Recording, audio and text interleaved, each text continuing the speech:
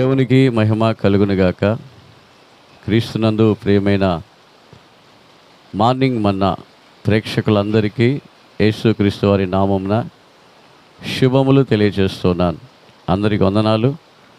మీరందరూ చాలా బాగా సంతోషంగా ఉన్నారని నమ్ముతూ ఉన్నాను. పరిశుద్ధ బైబిల్ గ్రంథములో మనం చూసేటప్పుడు కీర్తన గ్రంథంలో మనం చూస్తూ ఉన్నాం.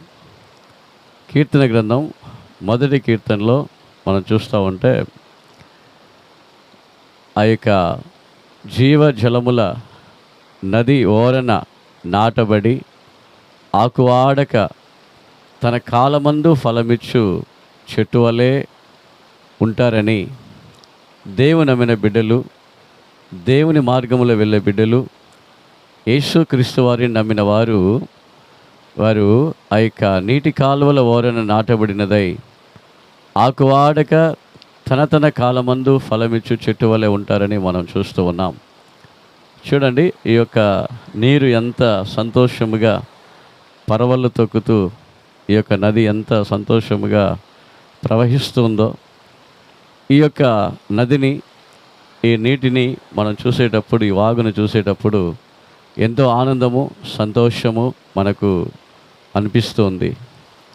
ప్రియులారా, మీరు చూడండి, బైబిల్ గ్రంథము సెలవిస్తున్నట్టుగా ఆ నీటి కాలువల ఓరన మనం నాటబడితే ఆయా కాలమునకు ఆకు వాడక వాడిపోకుండా మనము ఏం చేస్తామంటే ఫలములను ఇస్తామని చెప్పి బైబిల్ సెలవిస్తుంది.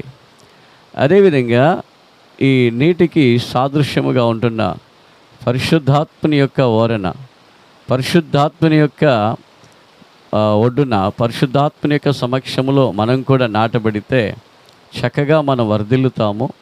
చక్కగా మనము కాలమునకు ఫలములను మనం ఇచ్చి సకల సమృద్ధిని మనం పొందుకుంటామని దేవుని యొక్క లేఖనాలు సెలవిస్తున్నాయి. కాబట్టి ప్రియమైన దేవుని బిడ్డ, దేవుని నామమునకు మహిమగా దేవుడు మీ అందరినీ ఆశీర్వదించునుగాక. ప్రతి ఒక్కరూ ఫలించాలని, అభివృద్ధి పొందుకోవాలని ప్రభు కోరుకుంటున్నాడు. కాబట్టి ఈరోజు మనం ప్రార్థన చేసుకుందాం.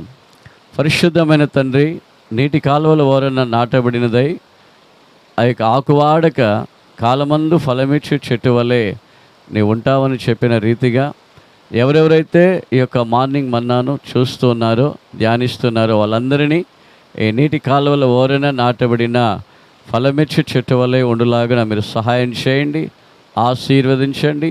సకల సమృద్ధిని ప్రతి ఒక్కరికి దయచేయండి. మీకే మహిమ కలుగునుగాక. ప్రభు యేసుక్రీస్తు వారి నామములో ప్రార్థించి వేడుకుంటూ ఉన్నాము తండ్రి. ఆమెన్.